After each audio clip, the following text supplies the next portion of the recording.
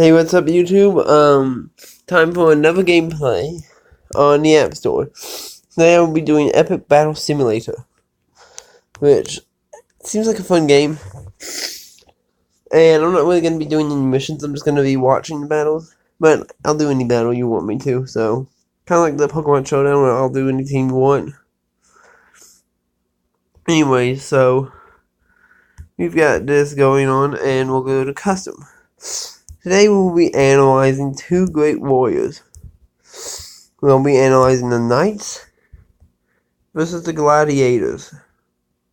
Now, these two are incredible warriors. And right now I'm going to analyze one at a time. And you won't see the battle until I'm done analyzing. And then we'll only be doing this battle. So, anyways. Knights are mostly known for being back in the day doing kings and when people used to believe in dragons. And while I admit there might still be some people who believe in dragons, it is really cool to think these guys were meant to go up against dragons. Their armor pretty much helped them in combat, really. And it's supposed to, I guess, withstand the heat of a dragon. I don't know. All I know is they used a sword and shield, and their heavy armor made them slow and weighted.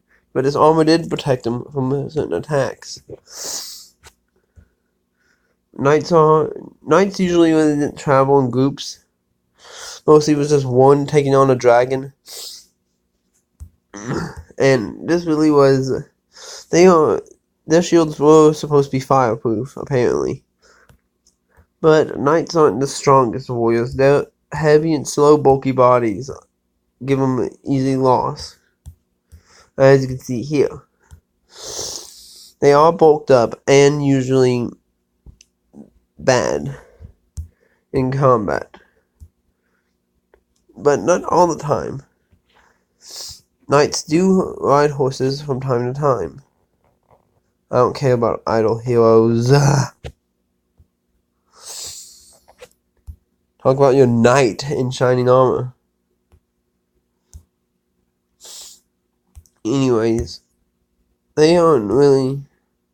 They're okay but long-range opponents are a bigger weakness to them. And they are mostly known for their defense due to their heavy armor. Their swords could be made out of anything, and they were really not warriors for long-distance combat. Close combat was their bread and butter. Without it, they were pretty much just screwed. While there were archers were mostly guardians of the castle.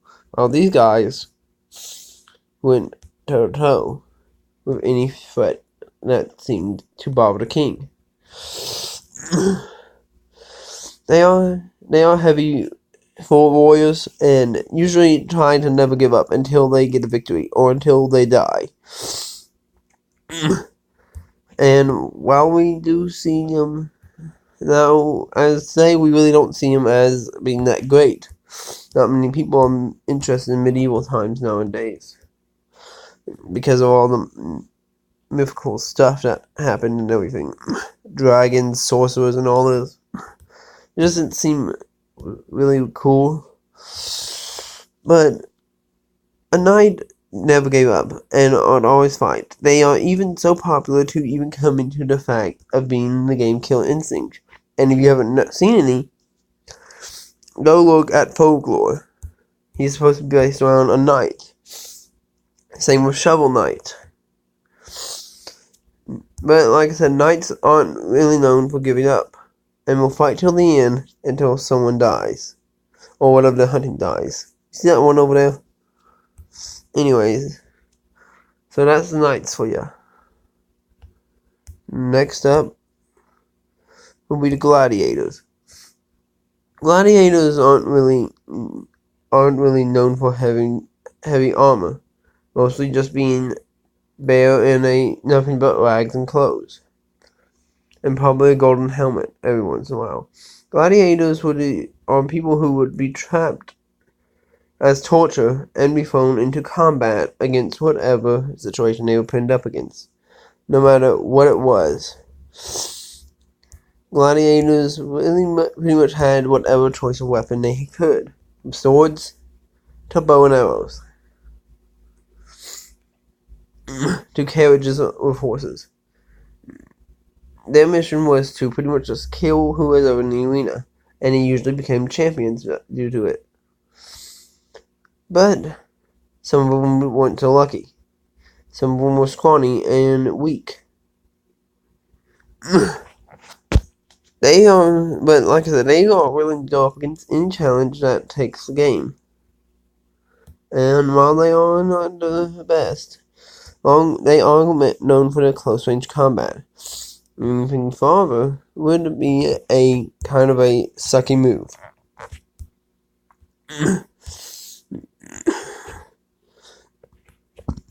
And while gladiators fall easily, it is tough to say that they are pushovers.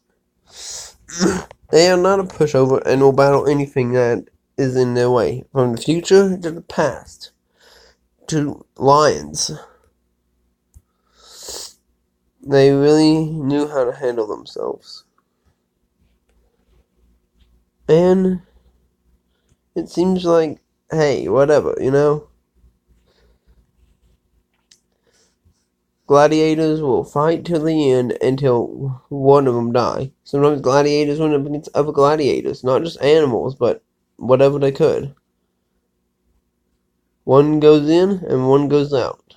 In this case, an army goes in and an army goes out. Now, gladiators were mostly known for using swords or knives. While they could do bows, like I said, they aren't very familiarized with them. But whatever weapon these guys can get their hands on is something they'll always fight in the end. But we still have to remember they are human and can still be injured. Even with golden armor on, as you don't see here, you won't see that in this, they still are at big disadvantages. Alright, so our battle's ready. Knights versus gladiators. Who will be victorious? Will the dragon slayers in this battle? Or will it be the people who face anything at any time? This will be epic. After I set it up. Alright, now it's time for an epic battle simulator. I'm glad we're gonna have a pay death battle. Let's go.